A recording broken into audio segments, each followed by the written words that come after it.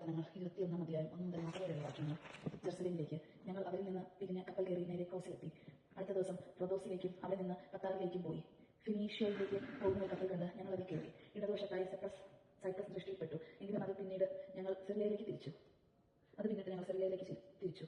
ചരക്കിറക്കാൻ കപ്പൽ ടയറിൽ അടുത്തപ്പോൾ ഞങ്ങൾ അവിടെ ഇറങ്ങി. ശിഷ്യന്മാരെ കണ്ട് പിടിച്ച് ഞങ്ങൾ 7 ദിവസം അവിടെ താമസിച്ചു. പരിശുദ്ധാത്മാവിനാൽ പ്രേരിതരായി അവർ പൗലോസിനോടും ജെറുസലേമിലേക്ക് പോകരുതെന്ന് പറഞ്ഞു. അവിടുത്തെ താമസം കഴിഞ്ഞ് ഞങ്ങൾ യാത്ര തുടർന്ന് സ്ത്രീകളും കുട്ടികളും ഉൾപ്പെടെ അവരെല്ലാവരും നഗരത്തിലും വെളിയിൽ വരെ ഞങ്ങളെ അനുയാത്ര ചെയ്തു. സമുദ്രതീരത്തിന് മുട്ടുകുത്തി ഞങ്ങൾ പ്രാർത്ഥിക്കുകയും വിടവാങ്ങുകയും ചെയ്തു. പിന്നെ ഞങ്ങൾ കപ്പലിൽ കയറി അവർ വീടുകളിലേക്ക് മടങ്ങി. ടയറിൽ നിന്നുള്ള യാത്രയുടെ അവസാനത്തിൽ ഞങ്ങൾ ടോളോമയസിൽ എത്തിച്ചേർന്നു.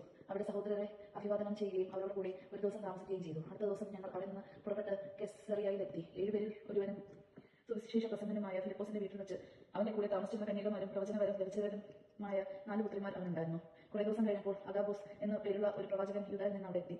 അവൻ ഞങ്ങളുടെ അടുത്ത് വന്ന് പൗലോസിന്റെ അരപ്പട്ട എടുത്ത് അതുകൊണ്ട് സ്വന്തം കൈകാലുകൾ ബന്ധിച്ച് ഇപ്രകാരം പ്രസ്താവിച്ചു: പരിശുദ്ധാത്മാവ് അരുൾ ചെയ്യുന്നു, ജെറുസലേമിൽ വെച്ച് യഹൂദന്മാരെ ഈ അരപ്പട്ടയുടെ ഉടമസ്ഥനെ ഇതുപോലെ ബന്ധിക്കുകയും വിജാതിയർക്ക് ഏൽപ്പിച്ചു കൊടുക്കുകയും ചെയ്യും. ഇത് കേട്ടപ്പോൾ ഞങ്ങളും അവിടെ ഉണ്ടായിരുന്ന ജനതകളും പൗലോസിനോട് ജെറുസലേമിലേക്ക് പോകരുത് എന്ന് അഭ്യർത്ഥിച്ചു. അപ്പോൾ അവൻ പറഞ്ഞു: നിങ്ങൾ എന്താണ് ചെയ്യുന്നത്? നിലവിളിച്ചുകൊണ്ട് എന്റെ ഹൃദയത്തെ ദുർബലമാക്കുകയാണോ? ജെറുസലേമിൽ വെച്ച് കർത്താവായ യേശുവിന്റെ നാമത്തെ പ്രതി ബന്ധനം മാത്രമല്ല, മരണം പോലും സ്വീകരിക്കാൻ ഞാൻ തയ്യാറാണ്. അവനെ സമ്മതിപ്പിക്കാൻ കഴിയാതെ വന്നപ്പോൾ കർത്താവിന്റെ ഹിതം നിറവേറട്ടെ എന്ന് പറഞ്ഞുകൊണ്ട് ഞങ്ങൾ പിന്മാറി. ആ ദിവസങ്ങൾക്ക് ശേഷം ഞങ്ങൾ യാത്ര ഒരുങ്ങി ജെറുസലേമിലേക്ക് പുറപ്പെട്ടു. കെസറിയയിൽ നിന്നുള്ള ചില ശിഷ്യരും ഞങ്ങളോടൊപ്പം വന്നു. ആദ്യകാല ശിഷ്യരിൽ ഒരുവനായ സൈപ്രസുകാരൻ മനാസോസിന്റെ വീട്ടിലാണ് ഞങ്ങൾ താമസിക്കേണ്ടിയിരുന്നത്. അതിനാൽ അവനെയും അവർ കൂട്ടത്തിൽ കൊണ്ടുപോയിരുന്നു. ജെറുസലേമിലെ തീരുമാനം. ഞങ്ങൾ ജെറുസലേമിലെത്തിയപ്പോൾ സഹോദരൻ സന്തോഷപൂർവ്വം ഞങ്ങളെ സ്വീകരിച്ചു. അടുത്ത ദിവസം പൗലോസ് ഞങ്ങളോടൊത്ത് യാക്കോബിന്റെ അടുത്തേക്ക് പോയി. ശ്രേഷ്ഠന്മാരെല്ലാവരും അവിടെ വന്നുകൂടി. അവരെ അഭിവാദനം ചെയ്തതിനു ശേഷം പൗലോസ് തന്റെ ശുശ്രൂഷ വഴി വിജാതിയരുടെ ഇടയിൽ ദൈവം ചെയ്ത കാര്യങ്ങൾ ഓരോന്നായി വിശദീകരിച്ചു.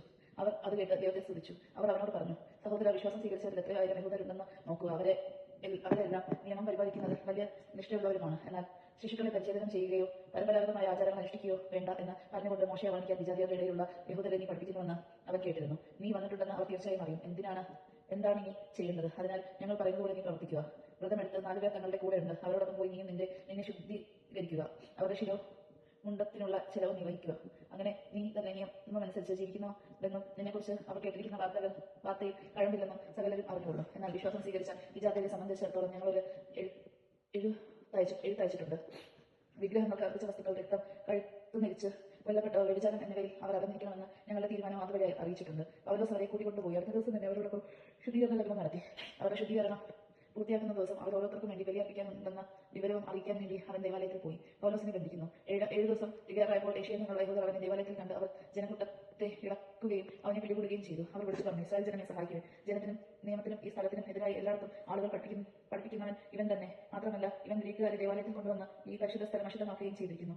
എന്നാൽ നഗരത്തിൽ വെച്ച് നേരത്തെ അവനോടൊപ്പം എഫെസോസുകാരനായ ത്രോഫിമോസിനെയും അവർ കണ്ടിരുന്നു. പൗലോസ് അവനെയും ദേവാലയത്തിൽ കൊണ്ടുവന്നിരുന്നു എന്ന് അവർ വിചാരിച്ചു. നഗരം മുഴുവൻ ബന്ധമായി ആളുകൾ ഓടിക്കൂടി. അവർ പൗലോസിനെ പിടിച്ച് ദേവാലയത്തിന് പുറത്തേക്ക് വലിച്ചഴിച്ചുകൊണ്ട് ഉടൻ തന്നെ വാതിലുകൾ അടയ്ക്കുകയും ചെയ്തു. അവർ പൗലോസിനെ കൊല്ലാൻ ശ്രമിച്ചുകൊണ്ടിരുന്നപ്പോൾ ജെറുസലേം മുഴുവൻ ബഹളത്തിലാണെന്ന് സഹസ്രാധിപന് അറിവ് ലഭിച്ചു. അവൻ ഉടൻ തന്നെ ഭടന്മാരെയും ശതാധിപന്മാരെയും കൂട്ടിക്കൊണ്ട് അവരുടെ അടുത്തേക്ക് പാഞ്ഞെത്തി.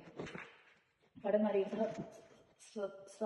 സഹസ്രാധിപനെയും കണ്ടപ്പോൾ പൗലോസിനെ പ്രഹരിക്കുന്നതിൽ നിന്ന് അവർ വിരമിച്ചു. സഹസ്രാധിപൻ വന്ന് അവനെ പിടിച്ചു. അവൻ 2 ചങ്ങലകൾ കൊണ്ട് ബന്ധിക്കാൻ അവൻ കൽപ്പിച്ചു. അവൻ ആരാണെന്നും എന്ത് ചെയ്തുവെന്നും സഹസ്രാധിപൻ അന്വേഷിച്ചു. ആ കൂട്ടത്തിൽ ഓരോന്ന് വിളിച്ച് പറഞ്ഞുകൊണ്ടിരുന്നു. ബഹളം നിമിത്തം വസ്തുത ഗ്രഹിക്കാൻ കഴിയാതെ വന്നപ്പോൾ അവനെ പാളയത്തിലേക്ക് കൊണ്ടുവരാൻ അവൻ കൽപ്പന നൽകി.